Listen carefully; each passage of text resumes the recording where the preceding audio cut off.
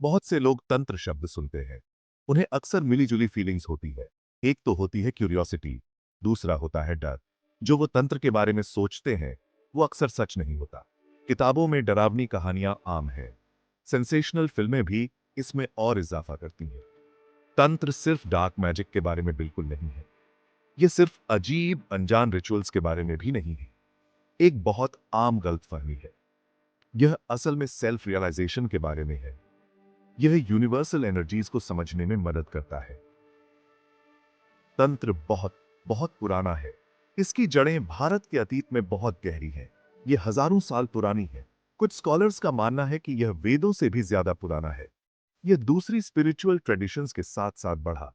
तंत्र कोई एक फिक्स्ड सिस्टम नहीं है। यह अलग अलग प्रैक्टिसेस का एक बड़ा कलेक्शन है। इसमें कई तरह की फिलॉसफीज भी शामिल है।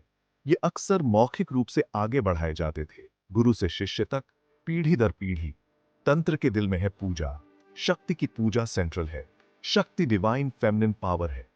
वह यूनिवर्स की क्रिएटिव एनर्जी है। शिव प्योर कॉन्शियसनेस को रिप्रेजेंट करते हैं। उन्हें मैस्कुलिन प्रिंसिपल के तौर पर देखा जाता है। तंत्र यूनिवर्स को उनकी लीला के रूप में देखता है।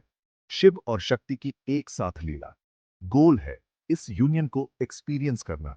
यहां देवी को बहुत इंपॉर्टेंस दी जाती है। तंत्र के अपने खास टेक्स्ट्स हैं। इन टेक्स्ट्स को आगम या तंत्र कहा जाता है।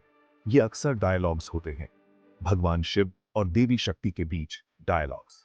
ये बहुत वाइड रेंज ऑफ टॉपिक्स को कवर करते हैं। इनमें गहरी फिलॉसफी और रिचुअल्स शामिल है।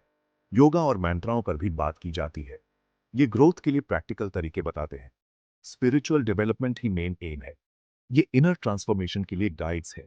तंत्र सिर्फ भारत में ही नहीं रहा, यह दूर दूर तक फैला। इसने कई दूसरी ट्रेडिशंस को इन्फ्लुएंस किया।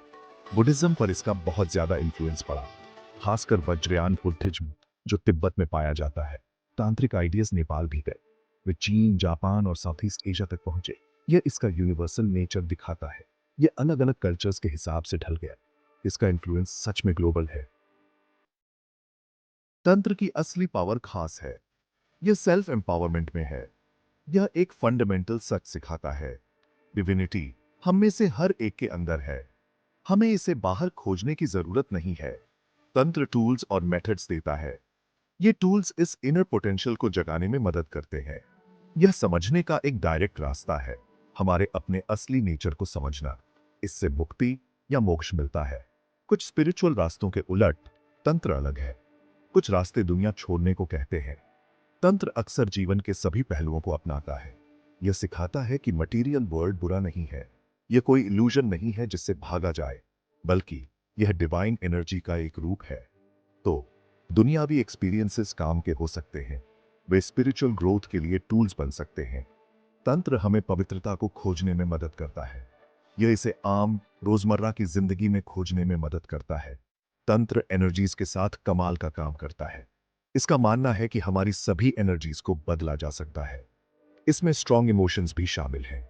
एंजर या डिजायर जैसे इमोशंस, उन्हें दबाने की जरूरत नहीं है, बल्कि उन्हें चैनल किया जा सकता है। हमारे स्पिरिचुअल इवोल्यूशन के लिए चैनल किया जा सकता है। तंत्र कई टेक्निक्स देता है, इन एनर्जीज को प्यूरिफाई और रीडायरेक्ट करने की टेक्निक्स। यह इनर बैलेंस पाने में मदद करता है। कई तांत्रिक प्रैक्टिसेस अच्छी हेल्थ को बढ़ावा देती है। वे हीलिंग और ओवरऑल वेलबीइंग को प्रमोट करती हैं। यह हीलिंग कई लेवल्स पर हो सकती है, फिजिकल, मेंटल और इमोशनल लेवल्स पर। मंत्र चांटिंग जैसी प्रैक्टिसेस फायदेमंद होती है। मेडिटेशन भी बहुत बेनिफिशियल है। खास योगिक पोस्चर्स के गहरे असर हो सकते हैं। वे रोज के स्ट्रेस को कम करने में मदद करते हैं। वे हमारी जनरल हेल्थ को सुधारते हैं। यह होलिस्टिक व्यू आज के समय में बहुत रेलेवेंट है। तंत्र सभी के लिए एक ही रास्ता नहीं है। यह कोई one size fits all system नहीं है। यह कई अलग अलग मेथड्स देता है। प्रैक्टिस या साधना के अलग अलग तरीके। इनमें मंत्रों का जाप करना शामिल हो सकता है। मंत्र पवित्र, पावरफुल साउंड्स होते हैं। इनमें यंत्रों पर मेडिटेट करना शामिल हो सकता है। यंत्र जियोमेट्रिक डायग्राम्स होते हैं। वे कॉस्मिक एनर्जीज को रिप्रेजेंट करते हैं। मुद्राएं या खास हैंड जेस्चर्स भी इस्तेमाल होते हैं। ट्रेडिशनल तंत्र में गुरु की होते हैं। गुरु एक बहुत क्रूशल रोल निभाते हैं। गुरु सिर्फ एक सिंपल टीचर नहीं होते, वे एक सच्चे स्पिरिचुअल गाइड होते हैं।